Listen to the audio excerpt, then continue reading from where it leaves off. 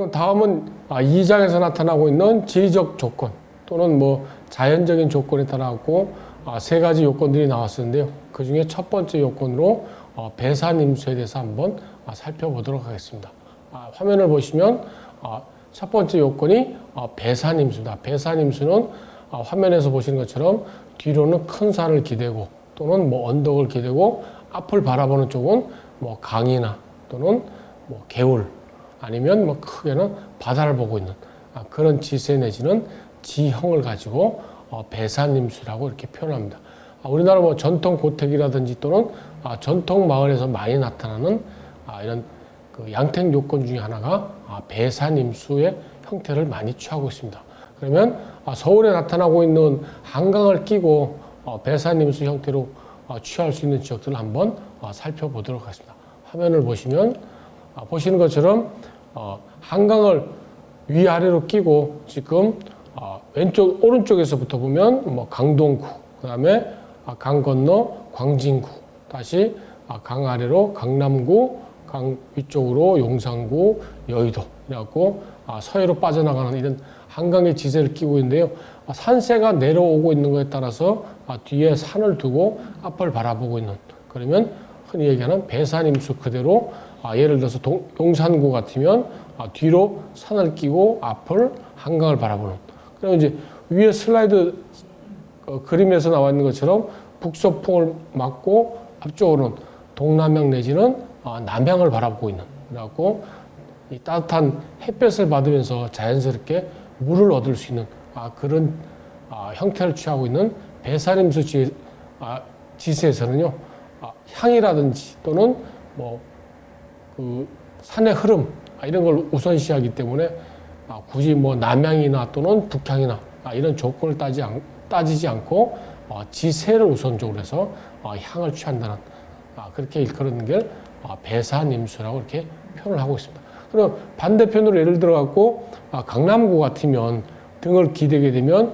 남쪽으로 등을 기대고 바라보는 것은 한강 쪽을 바라봐야 되니까 이때는 향은 북향이 되는 거죠. 라고 이렇게 북향이 되면 굳이 남쪽을 요하는 북향을 안 하게 되면 이 배산임수의 반대 형이 되기 때문에 배산임수를 취할 수 있는 이런 지세에 따라서 이런 집터를 정하면 좋은 집터를 꾸밀 수 있다고 이렇게 표현하는 겁니다. 그러면 두 번째로 나타나고 있는 전조후고에 대해서 한번 살펴보도록 하겠습니다.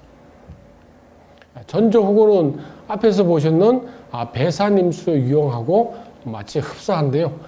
전조후고는 말 그대로 앞에는 좀 낮고 뒤에는 높은, 그림에서 보시는 것처럼 마을의 뒷면이 높고 전면이 낮은 그런 입지의 자세를 취하고 있기 때문에 앞에서 혹시 물이 밀려온다든지 하는 뭐 홍수라든지 또 빗물이 넘쳐갖고 넘실거릴 때는 집 안으로 또는 마을 안으로 들어오지 않도록 앞쪽은 좀 낮고 뒤는 높은 그런 지세를 얘기하고 있습니다. 아니면 뒤쪽에서 물이 흘러갖고 마을이라든지 집 안에 고여있지 않고 그대로 배수될 수 있는 그런 지세를 취하고 있는 형태를 가지고 전조후고라고 이야기합니다. 그리고 화면에서 보셨는 것처럼 전조후고는 뒤쪽에 집터를 두고 그 다음에 앞쪽으로는 마당이라든지 또는 뭐 대문, 도로 이런 형태를 취하고 있는 게 전조후고의 형태였습니다. 다음 사진을 한번 보시면 보시는 것처럼 이 자연적 요건에서는 크게 세 가지로 봤었는데요. 앞에서 보시는 배산임수, 전조후고, 그리고 마지막 세 번째로 전착후관이라는 게 있습니다. 전착후관은 조금 뭐 생소한 용어일 수도 있는데요. 한문 자체가 좀 어려운 표현들이었는데 이 앞에 있는 앞전자, 그 다음에 착자는 낄 착자, 좁을 착자를 써갖고 들어가는 입구 내지는 통로는 좀 좁게, 화면에서 보시는 것처럼 입구는 좀 좁아도 내부는 이렇게 넓게 그런 게 좋다는 뜻으로 전착후관. 그러면 안에는 뒤쪽으로는 좀 넓게 되는 화면의 왼쪽 그림을 보시면 대문을 통해서 정원에서 집으로 들어가는 그런 모양새가 왼쪽에 사진에 보시면은 대문을 통과했을 때 마당에 들어가기 전 단계인 2단계가 이렇게 좀 좁게 나타나기 때문에 이런 단계를 가지고 전착후관이라는 이런 말을 쓰고 있습니다. 들어갈 때는 좀 좁은 듯한 이 공간을 요즘 쓰고 있는 현대 용어로 얘기하면 완충 공간이라고 이렇게 표현할 수가 있습니다. 특히 풍수에서는 이 완충 공간을 두어야지만이 바깥에 있는 이 나쁜 기운이라든지 또는 안에 머물고 있는 좋은 기운들이 여기서 다 털어버리고 좋은 기운만 이렇게 가져갈 수 있도록 하는 이런 완충 공간을 둔다는 겁니다. 앞에서 보시는 부자 되는 풍수 인테리어에서도 나왔는 현관을 좀 중요시한다든지 또는 현관에서 나쁜 기운을 다 털어버리고 집 안으로 좋은 기운을 들어갈 수 있도록 만드는 것들이 이런 완충 공간을 가지게 되는 겁니다. 오른쪽에 있는 그림을 보시면 더러 좀 좁게 나타나고 있는 대문을 통해서 바로 지금 화면에 보시면 대문을 통해서 바로 이렇게 마당으로 들어가는 정원으로 들어가는 이 짧은 공간에서도 좌우로 이렇게 이 부속체에 있던 행랑체라든지 이런 부속체를 두어서 이 중간 공간에 이런 완충 공간을 이룰 수 있도록 만들었기 때문에 이런 전통 가옥 내지는 전통 고택에서는 충분히 나쁜 기운 내지는 살기를 이렇게 다 털어버리고 집 안으로 이렇게 진입할 수 있도록 이런 좀 좁은 통로 공간을 만들었다는 것을 전차 구간이라고 이렇게 표현을 하고 있습니다. 다음 화면을 한번 보시도록 하겠습니다. 세 번째로는 이제 3장에서는 좋은 집터를 고르는데 그 중에서도 좀 조심해 갖고 피해야 될 이런 집터들도 있습니다. 그러면 1번에 나와 있는 것처럼요, 거처하기 꺼리는 곳이라고 집터를 정함에 있어 갖고 이런 지역들은 좀 피해야 된다. 그런 것들이 여러 책에서 또 마찬가지로 공통적으로 많이 나타나고 있는 것들인데요. 공통적으로 간단하게 나타나고 있는 몇 가지 요인들을 쭉 추려보니까 대체적으로 좀 크게 5가지로 이렇게 구분을 할 수가 있습니다. 그리고 5가지로 나타나는 그 5가지 어떤 거처하기 꺼려하는 것을 한번 살펴보도록 하겠습니다. 보시는 것처럼 첫 번째로는 어떤 뭐 재물을 차리는 재단이라든지 또는 오래된 버렸는 땅, 폐지, 뭐 대장간 또는 뭐 방앗간, 그다음에 뭐 기름을 짰는 기름집, 아니면 또 이렇게 무너져 버리는 뭐 무덤, 이런 경우도 좀 피해야 될 그런 거처하기 꺼려하는 것. 특히 이런 무덤 같은 경우에는 뭐 보기에도 벌써 꺼림직하니까 당연히 피해야 될 그런 지역들이고요. 두 번째로 한번 보시면 뭐 바위가 끊어진 곳. 그다음에 뭐 세 번째로는 뭐 나무가 자라지 않는 뱃뿌리.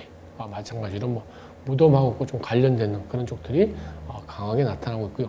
세 번째도 마찬가지로 보시면 산의 물길이 가운데 위치해 갖고 물이 이렇게 갈라져 버리는, 물이 양쪽으로 쪼개지는 그런 모양새를 취하고 있으니까 당연히 여기도 집터로서는 좀 꺼려하는 그런 것으로 나타나고 있습니다. 그럼 네 번째로 한번 보시면 네 번째는 길이 만나는 곳 어떤 사이에 있는 선앙당. 뭐 도심 지역은 뭐 나타나지 않지만 아직도 뭐 농촌 지역 같은 데서는 뭐 덜어 있던 자리에 없어지고 이런 집터로 만들 수 있는 그런 공간이 나타날 수도 있는데 이런 자리들은 좀 피해야 되는 그런 자리도 이야기를 하고 있습니다. 마지막 5번째로 보시면 오래된 길 또는 뭐 신령의 재단, 뭐 신상 앞, 불상의 어떤 뒤, 그다음에 사용하지 않는 뭐 이렇게 무논하는 농경지, 버려진 농경지, 이런 경우에는 집을 짓지 않는 게 좋다고들 이렇게 이야기를 합니다. 그러면 이제 이 꺼려하는 곳, 피해야 될 집터 중에서도 이렇게 꺼려하는 것도 있지만 정말 꼭 피해야 될 것들이 한 5가지 있는데요. 그런 걸 가지고 화살의 땅이라고 표현하는데 이 화살의 땅에도 5가지가 있습니다. 그러면 화살의 땅에 나타나는 이 5가지 요인들을 한번 구체적으로 살펴보도록 하겠습니다.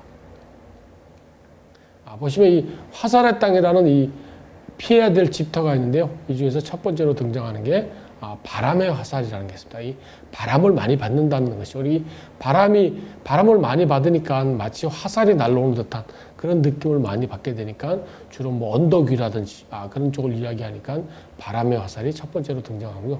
그다음에 이제 두 번째로는 물의 화살. 그러니까 물이 뭐 소리가 강하게 난다든지 이런 것들을 아마 비유해 갖고 물이 어떤 역할을 가지고 물의 화살 이렇게 표현하십니다.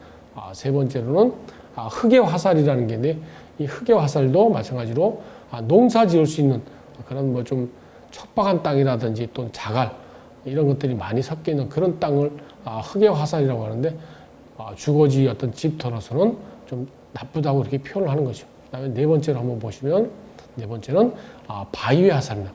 바위의 어떤 그 암벽을 드러내고 있는 멀리서 보면 어떤 짐승이 표효하는 그런 모습을 띌 수가 있기 때문에 이런 네 번째로 나타나는 화살의 땅 피해야 될 것도 바위의 화살이라고 이렇게 표현을 하고 있습니다. 마지막으로 다섯 번째는 어떤 넝쿨이 있다든지 나무 그늘들이 많은 나무의 화살이라는 게 있습니다.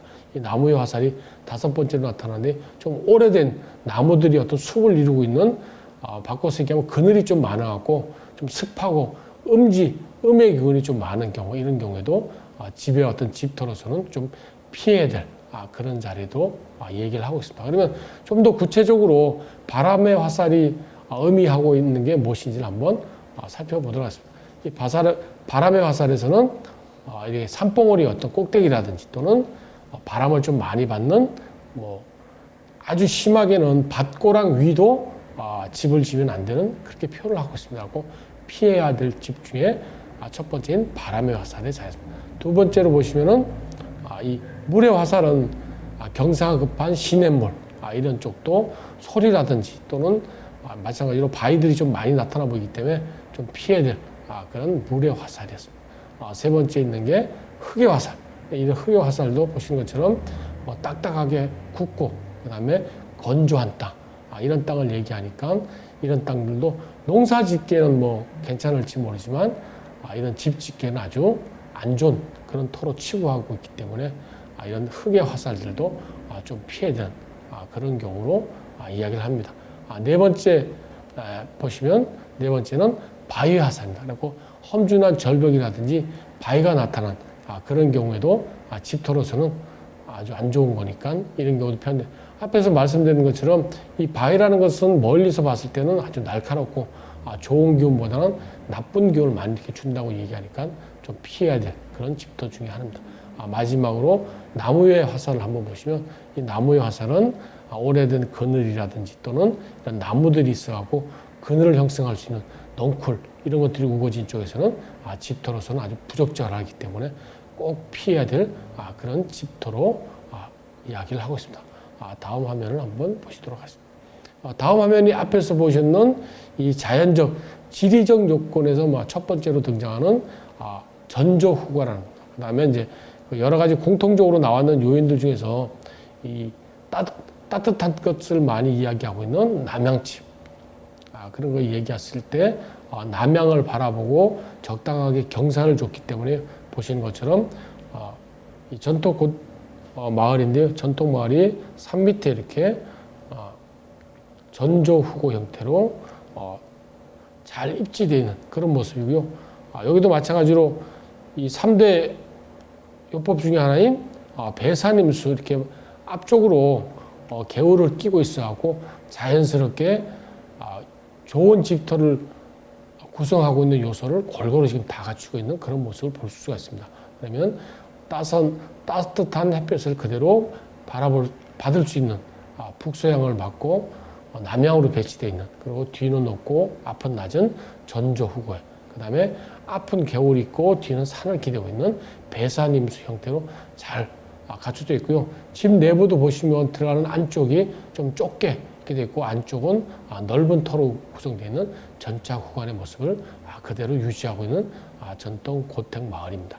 다음 화면 한번 보시면 바닷가 쪽에 지금 바닷가를 바라보면서 자연스럽게 형성되어 있는 배산임수의 그런 모습입니다. 그러니까 바닷가에 나타나고 있는 배산임수 형태의 모습을 띄고 있고요. 이 풍수에서 얘기하고 있는 뒤를 기대고 있는 이 산을 기대고 있는 산의 형태도 아주 자연스럽게 좋은 봉우리를 끼고 있어서 부를 가져다 준다는 그런 봉우리라고 이야기합니다. 그래서 이런 부봉 밑에 마을이 자연스럽게 입지돼 갖고 보시는 것처럼 전저후고 형태로 배산임수 형태를 잘 띄고 있는 그런 바닷가 마을입니다. 다음 화면을 한번 보시면 보시는 것처럼 또 내륙 지방에 있는 호수라든지 또는 저수지를 끼고 있는 이런 농촌 마을에서도요. 뒤에는 이렇게 높은 산을 배산을 이렇게 하고 앞쪽으로는 이렇게 호수라든지 또는 저수지를 끼고 있는 그런 형태로 가운데 지금 이렇게 마을이 잘 이렇게 입지되어 있는 그래서 배산임수나 또는 전저후고 마을 안쪽으로 들어가면 마을 안쪽에도 집집이 다 전착 후관에 그런 요소를 다 가지고 있기 때문에 양택 3대 간법이라고 이야기하고 있는 배산임수, 전조후고, 전차후관 이런 기본적인 요소들을 다 갖추고 있는 것들을 알 수가 있습니다.